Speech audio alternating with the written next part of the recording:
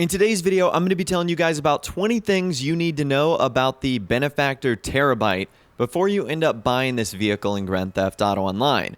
So due to one of Rockstar's recent tweets, they actually said this is going to be coming out probably in a couple of weeks. So this thing is closer probably than we all think. So let's jump into the first thing we need to discuss today. That is our barrier to entry, and that is price. So the initial price of the Terrorbyte is not all that bad.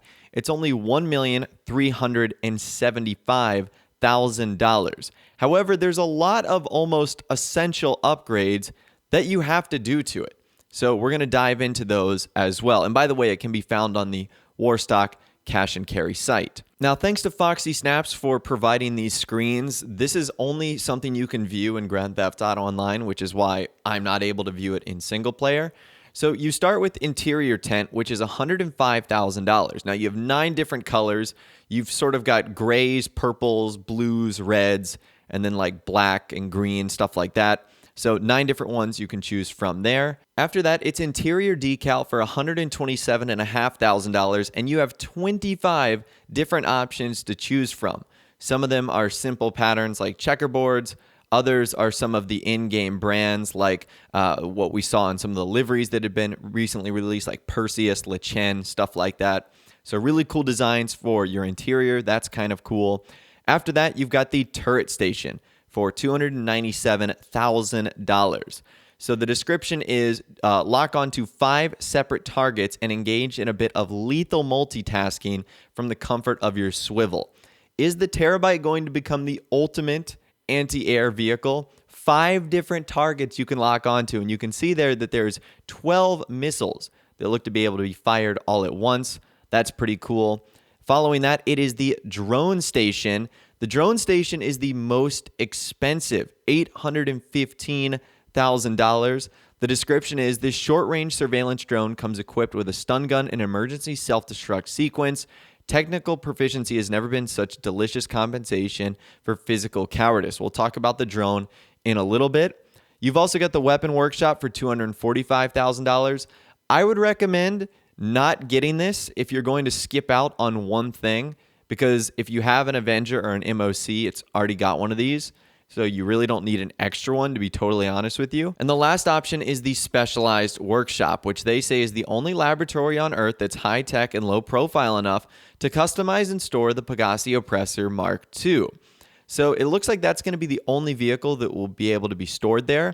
Again, you can store the Oppressor Mark II anywhere, but this is the only place that will customize it, and that is $495,000, bringing your grand total up to $3,459,500. So pretty pricey when it's all said and done. Now let's talk about the drones. That's obviously going to be one of the more exciting features of this vehicle. So the drone is going to be limited to the Terrorbyte. Like it can't just go anywhere on the map. It's got to stay within a certain range. As you can see with this photo right here, you can see the drone has to stay within that bright red line of the Terrorbyte. It's actually a pretty good size, so you really won't have to worry about it all that much. Now, speaking of the size of the drone, this thing is really, really tiny. I mean, take a look at this thing right here. It is the littlest drone. It's crazy. Like, I didn't realize how small this thing actually was. I thought it was going to be much, much bigger, but that thing is just like it's like a pin size. It's crazy. So that thing is incredibly small. Now, its 2 features includes the ability to shock players. So Rockstar, for all these years, have neglected to add the stun gun into the game. Well, now they've given you an $815,000 stun gun in the form of a drone, so you can shock people, and you can also detonate it as well, sort of acting as like a mini sticky bomb. So I guess that's an interesting way in which you can protect yourself. I'm really not too sure how effective these drones are going to be, but they're certainly going to be interesting to try out and sort of experiment with for a little bit. Now, another big part of the Terrorbyte is going to be client jobs. So these client jobs are going to be very similar to, I would say, like the MOC missions or the, mini heist missions that were added in import-export. So you're going to be launching these from the Terrorbyte.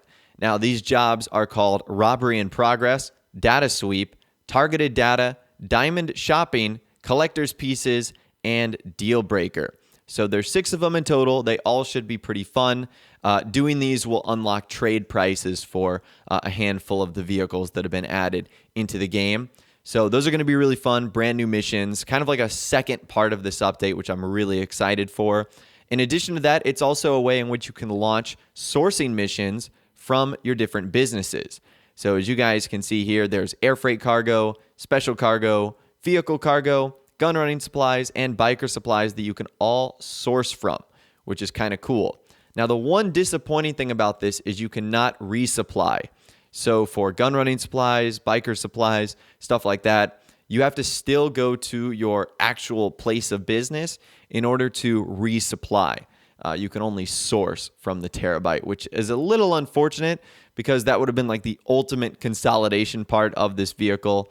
But at the end of the day, it is still very effective at managing all of your businesses. And the final really cool feature of the Terrorbyte, it actually has a player scanner. And I'm not sure how many people are going to utilize this, but it basically gives you personal information on any player. That includes their name, their rank, their total earnings, their player kills and deaths, their accuracy, their favorite weapon, their favorite vehicle, their favorite radio station, private dances, and sex acts purchases. So a lot of this information you can just look up yourself if you really want.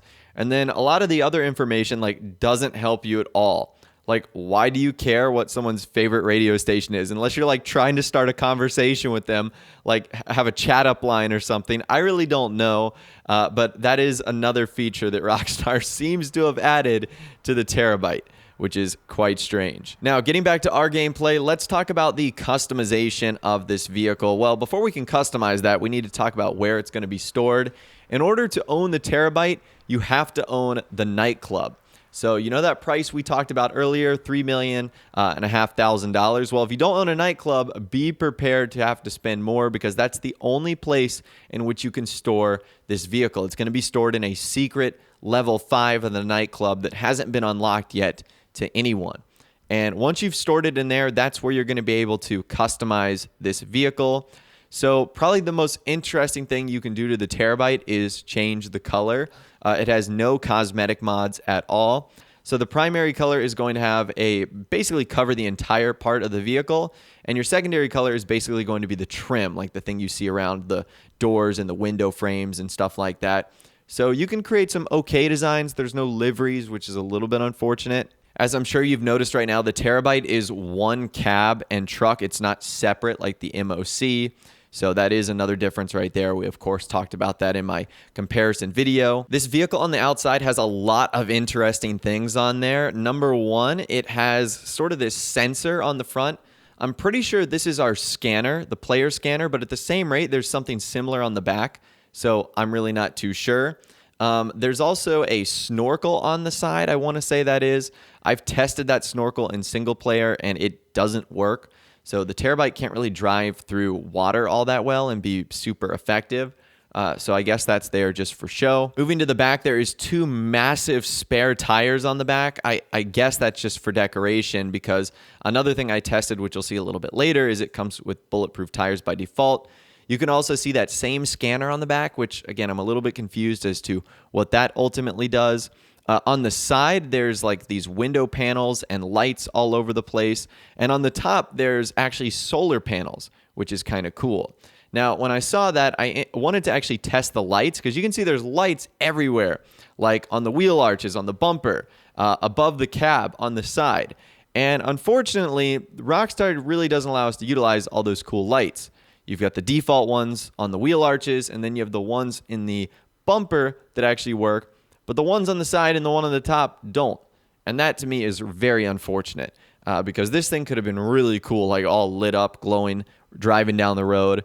But I guess Rockstar didn't want to activate those lights, which is a little bit of a shame. Now, we've already confirmed that the Terrorbyte can survive about 3 or 4 rocket shots before ultimately getting destroyed. Nothing amazing, but it will allow you to navigate in free mode with a little bit of safety. Well, how does it stack up to be a bulletproof vehicle? Well, actually pretty well.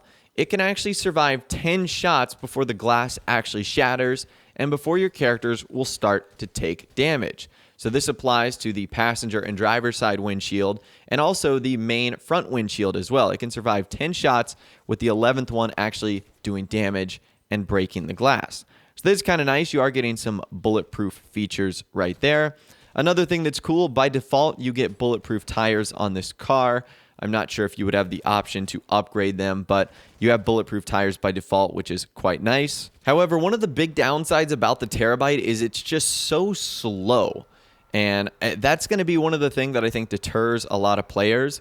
So we've actually got the speedometer here, and I think I was only able to get this up to around 80 miles per hour, and that was really, really pushing it.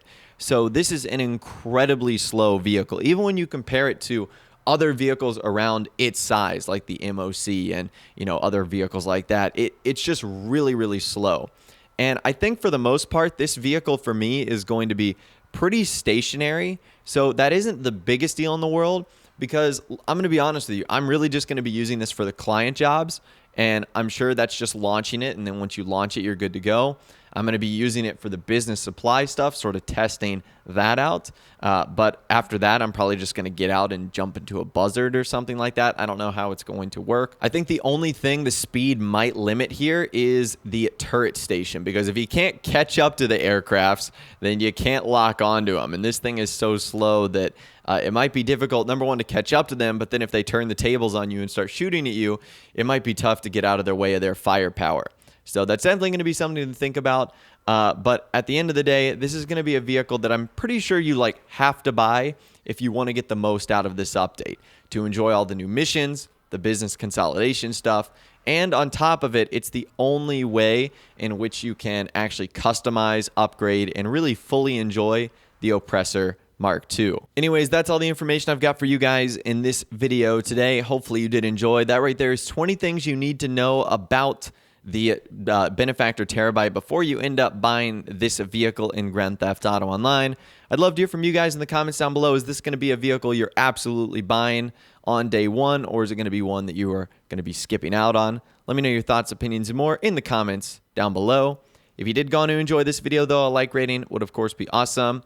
And also subscribe to my YouTube channel if you are new. You like daily GTA 5 videos like this. With all the way, guys, like I said, thanks so much for watching. Take care. And I'll see you guys in the next video.